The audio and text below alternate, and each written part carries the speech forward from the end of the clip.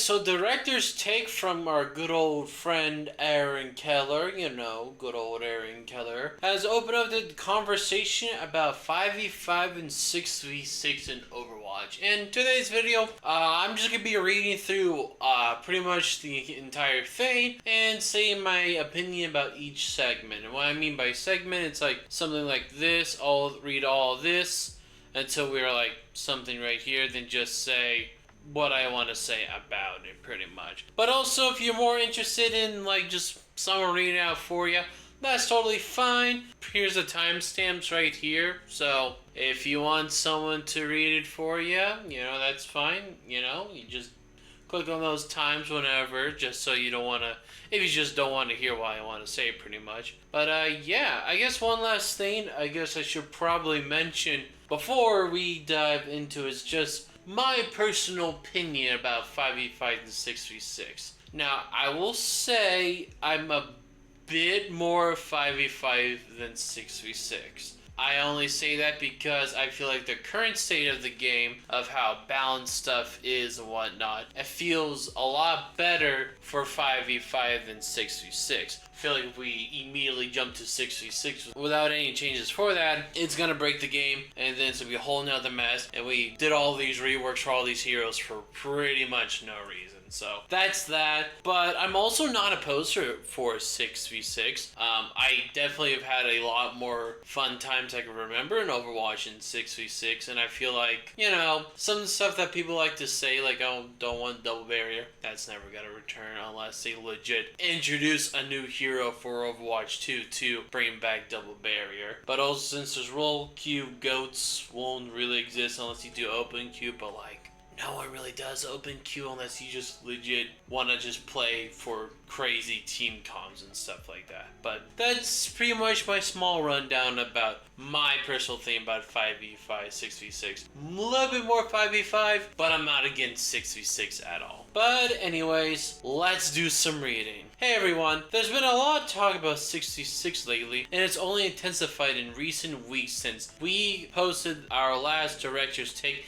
made a Twitter post with a promise to talk about it in the future. Well, now it is the future, and this is the next piece. So let's get into it. Wait, let's not get into it quite yet. This is a pretty complex and nuanced topic, and it gets into the beating heart of what makes this game tick. Our players have different opinions and preferences about the ideal number of players in an Overwatch match, and so does our team. We're a microcosm of the border community and discuss this internally. I'm hoping that this piece will serve as introduction into our decisions and jumping off point to engage with all of you. I also like to set a few expectations and ground rules. First, it's pretty long. Creators are going to lose their voices reading this one loud. If you're like TLDR, what's next section should suffice. Secondly, I'm not here to tell you what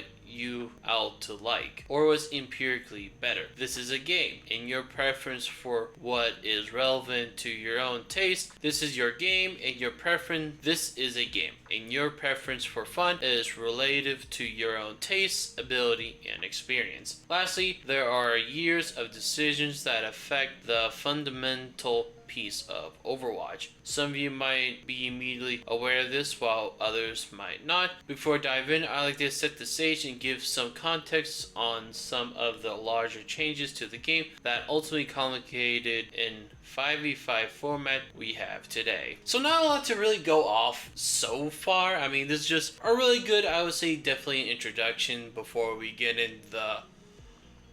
Oh boy, I'm gonna lose my voice for this decent chunk. I mean, I know there's like a lot to also go, like, oof, there's quite a bit, but oh boy, we're gonna go through history, context, so yeah, not much to say the first part, so let's just dive straight further into it. There have been 3 large format changes to Overwatch, and the first happened shortly after the game launch. This was hero limits. Before this could be any number of a particular hero on one team. You could have 6 Genjis or 6 Reinhardts. If my memory serves me right, the winner of Team 4's first first internal tournament was 1 Winston and 5 Zenyatas. We called it Quinston. Zenyatta orb stacked with no cap to heal at the time. It was glorious and terrifying. During early development, it was necessary to have the duplicate heroes per team. Our first core combat milestone only had 4 heroes. As the roster grew, this was no longer necessary and also introduced issues. Overwatch heroes have very distinct kits and impactful abilities. Stacking abilities could be fun, pose challenges to balancing many of those abilities in game. People mention double berry, but back then you could have 6. Imagine cycling 6 immortality fields.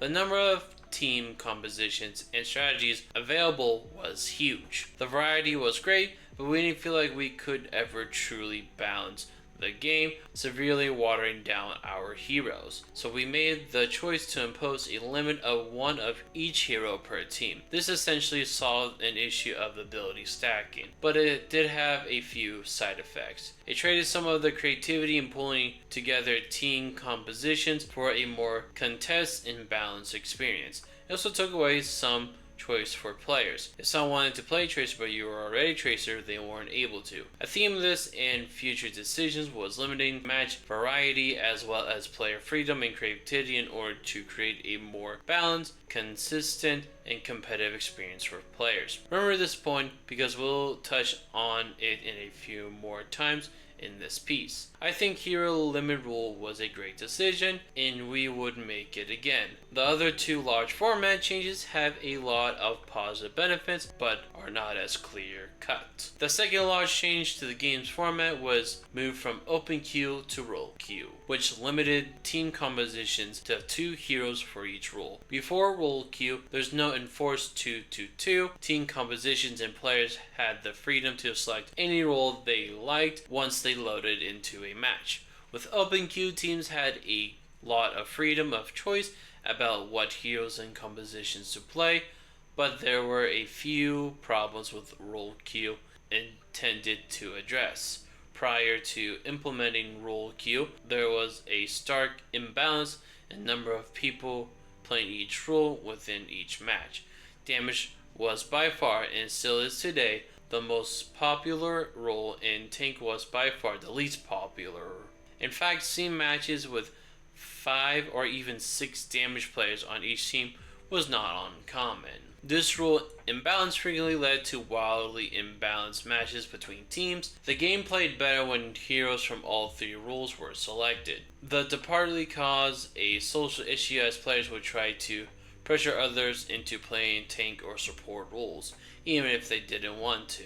It made balancing heroes more difficult since we couldn't balance around a certain role ratio for each team, and it even made introducing new heroes more difficult since any new hero kit had to take into consideration hundreds of different team compositions and abilities that can overlap with it. The move to role queue format was aimed to mitigate these challenges. Moving to a role queue solved many of these problems and added some additional benefits to the game as well. With role queue in place, matchmaking is based on skill within a given role, not just skill overall. Some players have widely different skill ratings per role, so the ability to matchmake around said roles provides a big, measurable boost in match quality. Role queues also solidify the identity of each role, and the fantasy of doing the role's job became clear. However, the switch to role queue system did have some downsides, the largest of which was much longer queue times. Prior to role queue, the matchmaker just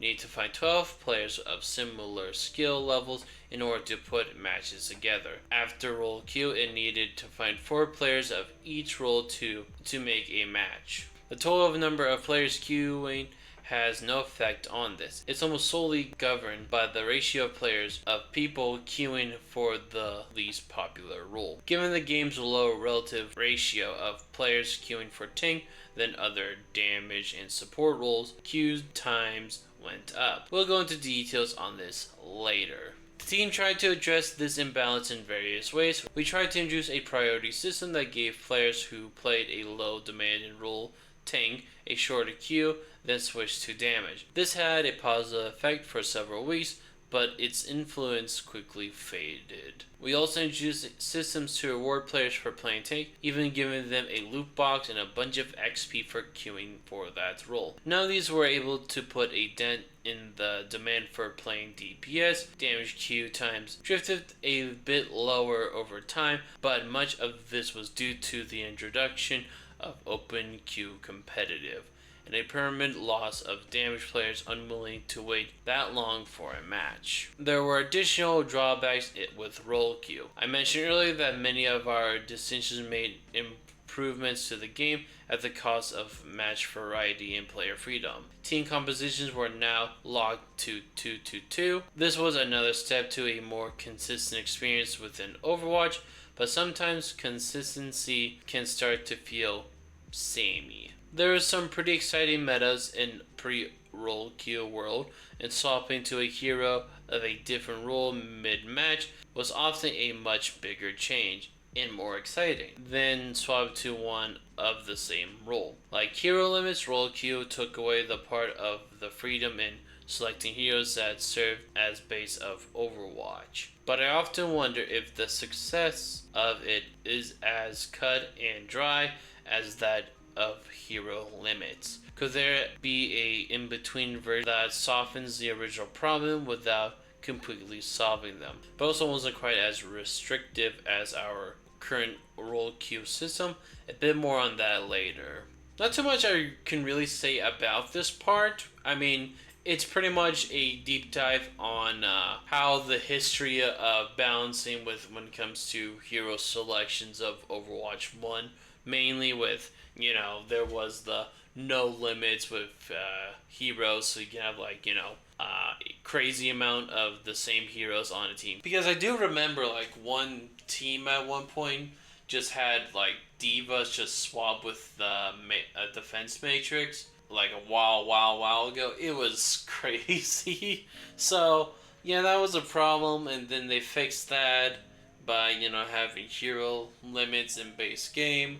And then eventually there was too many DPS heroes, which I definitely, as someone's played during Overwatch 1, I would definitely say before role queues was a thing, it wasn't too surprising to have legit 3 or even 4 DPS on the team. It wasn't fun, so role queue definitely helped.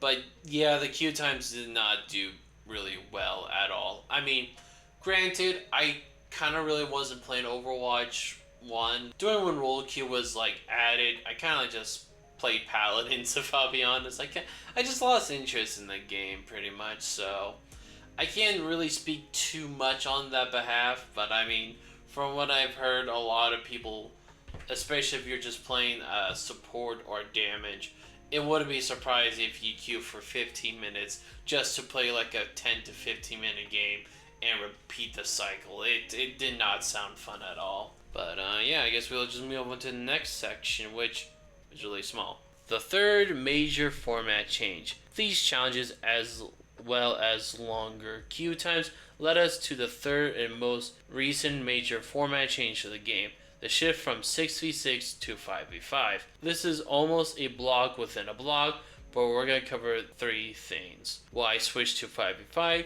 queue times after the switch to 5v5, what the team thinks about 6v6. Here we go. I mean, don't really got much to say.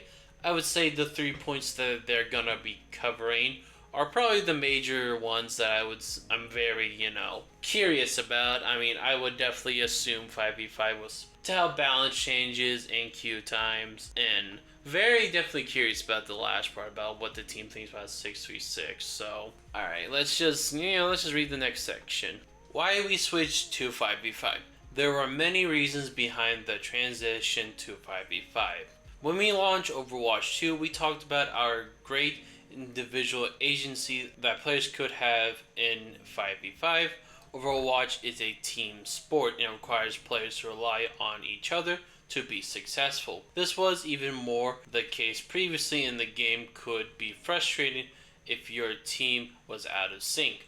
Many times fights in 6v6 couldn't resolve until ultimate abilities came online. Correct that, until ultimate combos could have been executed to break through to tanks worthy of mitigation support by high. Uncontested healing output, the world of 6v6 could have really high highs, but really lows.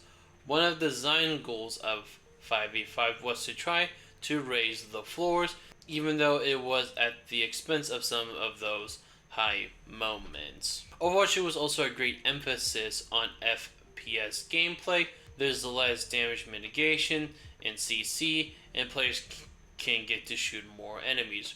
Crowd control could take players out of the game for extended periods of time, especially when they were chained back to back. A 5-second Sombra hack may freeze on a primary, break shield, and Nana sleep, Orisa hold, and Sigma Rock could have all happened consecutively to one player. Typically a tank who could often survive this onslaught. At least in the game, their real mental health was another story. Damage heroes often complained their role was least impactful, relevant to the strength of powerful tank synergies and support heroes, undoing their playmaking. The emphasis on the ability cooldown management, ult tracking, shooting barriers instead of players, and not big enough timing windows to just shoot enemies and get eliminations were a factor that contributed to this feeling. Support heroes also had to focus almost exclusively on healing since there were bigger team health pools and incoming damage on the field with the additional tank player. In 5v5, they will have more agency to add some damage or duel other heroes. Tank synergy wasn't always fun. It slowed down the game and stabilized it, but sometimes it absolutely grounded it to a halt. People point out to the double shield meta, and as an example of this, it wasn't about double shields though. The ability to stack a very defensive heavy lineup, especially in game modes that require a team to push through a small choke, caused a lot of matches to feel like there was no progress at all. The game is faster now and doesn't typically stall out. It feels like there is more room to move around the map without the need to earn every inch of it. In 5v5 fights are often less focused on moving around in a death ball formation, and there is more room to take angles, flank into other players, which brings in more of the FPS gameplay. While 66 can have high moments, it's also hard to follow. Tracking 9 other players is easier than 11. There are fewer visual effects on screen, especially during big team fights. Overwatch is a pretty demanding game, and moving to 5v5 made it a bit more cognitively manageable. Lastly, one of the biggest benefits of 5v5 was dramatically reduced queue times. Let's explore that. I feel very conflicted about this point. Sure, I can definitely agree the fact that it was a lot more harder to deal with. It just feels like though that tank is still the hardest role, and that if you don't know what you're doing, like if you're like say for example you're not micromanaging Joker Queen's like self-healing with your adrenaline. Either you're throwing your knife, you're hitting your cleave, you're making sure you melee, you're not going to benefit well, and then you just gotta pop. And because of the 5v5 format, if one hero of that one only role goes down, pretty much the whole team goes down. I would definitely say if you're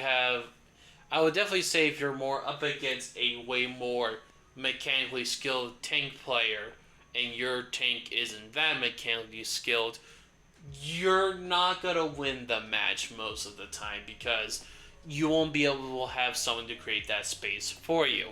Now, granted, there's other maps and other situations, so sure, you could still win that game, but I feel like still 5v5 still has some of the problem. But yeah, I could decently agree with this section, so let's move on.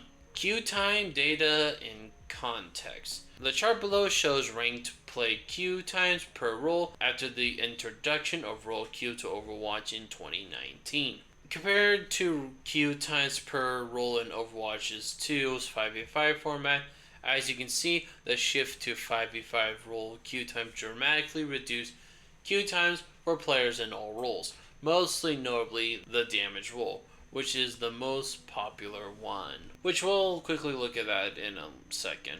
The biggest factor driving the difference between Overwatch and Overwatch 2 reduced queue times is the ratio of players queuing for each role. We hear players speculate that long queue times are a result of not enough players playing Overwatch. That isn't the case, but instead, the relative to other roles, players generally queue tank less, leading to longer wait times for all while we wait for a tank to be free to find a proper match. So in practice, the actual ratio of players queuing for tank damage support is much closer to current 1-2-2 format than the previous 2-2-2 format. As a result, the 5-role queue format better mirrors actual player interest in each one, and making the switch result in shorter queues. The sharp drop-off in queue times in October of 2022 is when Overwatch 2, along with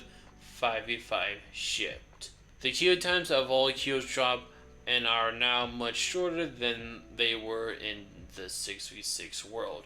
This is almost all because the game requires one less tank in a match. If you look at the current queue times, you can see that there's still a lack of tanks compared to the other roles. Just flipping the switch and returning to 6v6 would likely cause a return to previous queue times or worse. Regardless of the amount of players in games, queue times are always reflective of how many people are queuing per role. In other words, the main driver of increased queue times is the ratio of players queuing in each role. Since there are less players queuing as tank, queues would likely go back to the way they were before. I mean, I pretty much agree with this, but actually how we look at here. So, I mean, if this chart is really actually 100%, then yeah, it definitely has proven that the queue times are way lower, so that's definitely good. But, like, I mean, also, he's 100% right, though, about queue times. I mean, it kind of does affect, in my personal opinion, the gameplay as tank, but he's not wrong at all. I mean, the data definitely shows that queue times and whatnot are way lower compared to where they were in 6v6, and definitely agree at the bottom here. Let me try to find it. Just flipping the switch and returning to 6v6 would likely cause a return of previous queue times or worse. Like, yeah, that's one of the main issues I'm kind of like against with 6v6 is just queue times. I mean, when I boot up Overwatch, I don't want to wait for like a couple minutes just to get in a game. I just want to go do.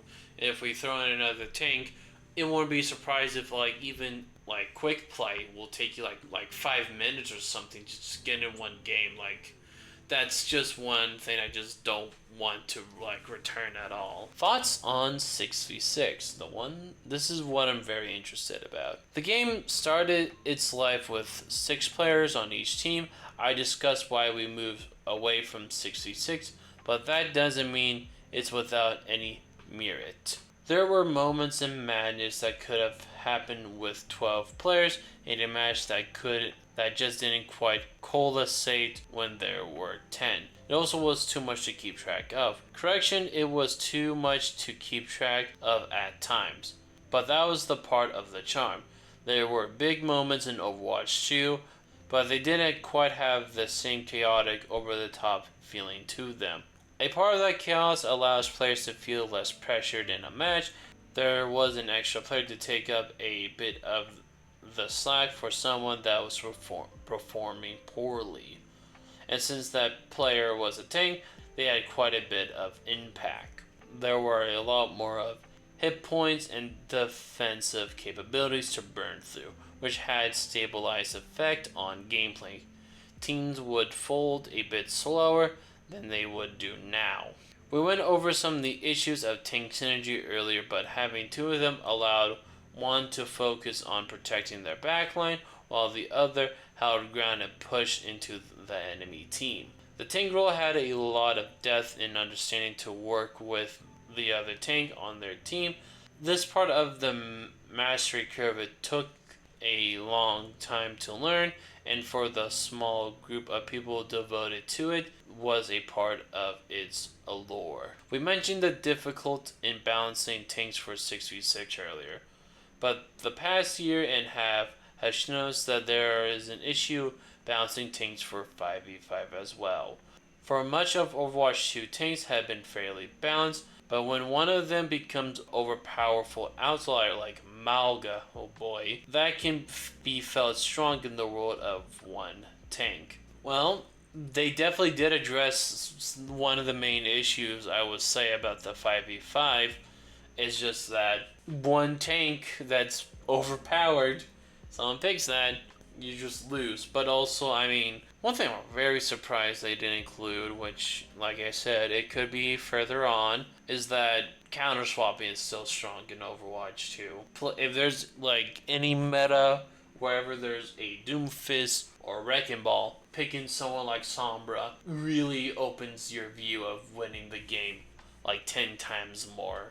So I'm kind of surprised they didn't mention the counter swap issues really, because it's still an ongoing thing. It's even a thing that just happens in just quick play. You know, you just beat someone a duel as a tank, and then either the DPS, the support, or even the other tank, they all swap to counter swap you, and you're like, oh dear God, just quick play. Anyways, what's next? Okay, that was a lot of setup, but I think I put more effort into this than an essay I wrote in college. So where do we go from here? At the end of the day, we want to make the game that players want to play. Because of the challenges mentioned previously, we are focused on making 5v5 the best experience that it can be. However, because we are operant as a service to our players, we always want to remain open-minded to relevation, our decisions based on your actions and feedback, to give you the best game experience we can, rather than introduce a destructive permanent change into the game. We prefer to explore the space further and make changes based on that exploration. With that said, we're looking at running a series of events to try a different core team composition formats in Overwatch 2. The community was just once or twice suggested a test. Why not put a various forms of 6v6 in the game in order to gauge the results? We agree, and based on your feedback, we're exploring on how we can test different forms of 6v6 in the game. We're exploring how we can test different forms of 6v6 in the game to gauge the results. This is taking some time, however, for some reasons that may not be readable apparent. The first and honestly largest reason is the need to do this in a way that allows the game to have optimized tech performance. I'm referring to frame rate and memory constraints. With 12 players in a match, there have been quite a few updates and additions to Overwatch 2 that had an impact on the performance of the game. These range from new features like allied outlines and enabling healer vision by default, the addition for more technically demanding hero kits, as well as visual UI, heroes, and maps in a 6v6 setting. These upgrades can have a significant impact for our players, causing the game to underperform on older systems. Overwatch is a fast-paced game. Maintaining a game that runs smoothly across all platforms is important for players' experience. While a limited time test could arrive sooner, the team is still investigating exactly how long it would take to permanently increase performance across the game. This would be a large effort that would most likely take at least several seasons to accomplish. Another issue, and one that still gives me anxiety about opening this Pandora's box, is what to do with queue times if enough players prefer 6v6 to keep some form of it around. The team was not able to solve this issue previously. While we have some ideas now, there's no guarantees that they will work. Is there a world where people are willing to live with longer queue times to play this format? Maybe. but that's a pretty risky move to make. We also have tens of million players of new Overwatch that have only played 5v5, and we want to be openly minded not to frustrate those who like the game as it is today. The outcome of these tests will give us a lot of valuable information to consider moving forward. We like to run the test for a few weeks and gauge interest from the community. We like to measure the impact it had on other experience in Overwatch 2, like 5v5, arcade, etc.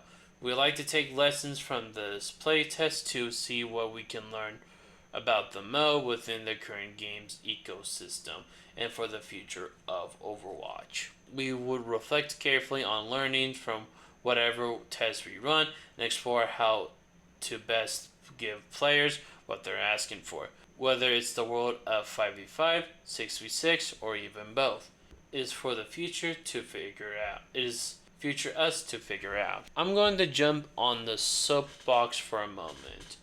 When you look at the changes to Overwatch since its inception, it's clear that many of those have reduced some of the variety within a Overwatch match. We get feedback from some players that Overwatch can feel the same from game to game.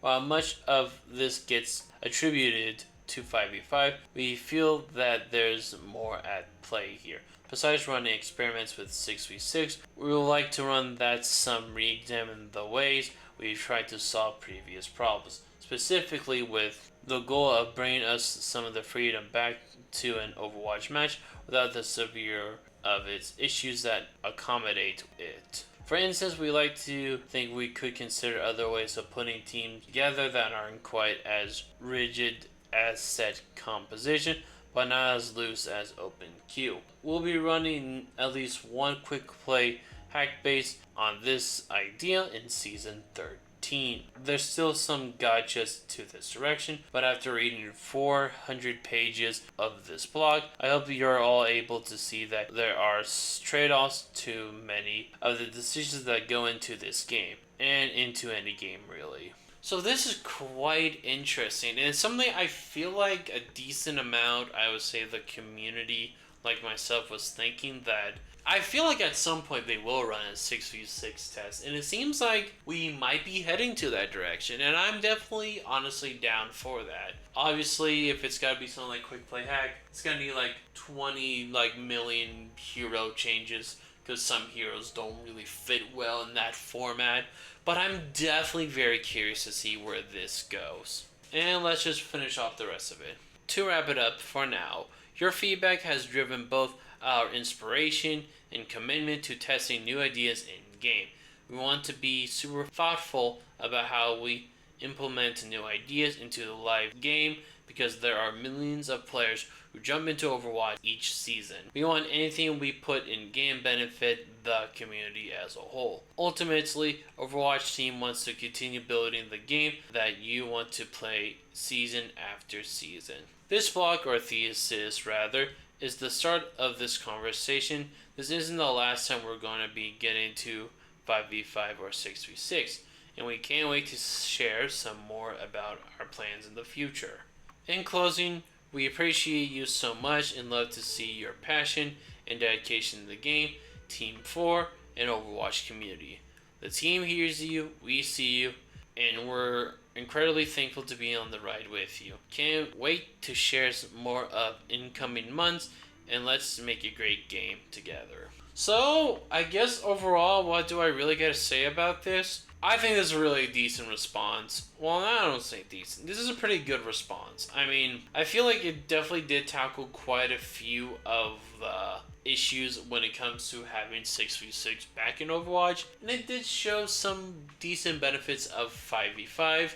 I may not agree with all of them. Still iffy about when it comes to somewhere in this section about that the game in 6v6 is more intense. Well, whenever it's really more intense, it still feels like when you play tank in Overwatch 2. So yeah, I mean, I don't have a crazy much to say because if I'm gonna be honest, Aaron Keller kind of just had kind of the same point of view that I felt like with Overwatch. I mean, not 100%, but at least with the 5v5, 6v6 debate, that they're definitely going to test out 6v6 in the future, but still wants to do some tests and stuff for 5v5 before doing anything with 6v6. So definitely down with that, but I think that's wrap today's video, and I hope you enjoyed. If so, hit that like button if you're new to the channel. Hitting that subscribe button definitely be appreciated, and I'll see you in the next one.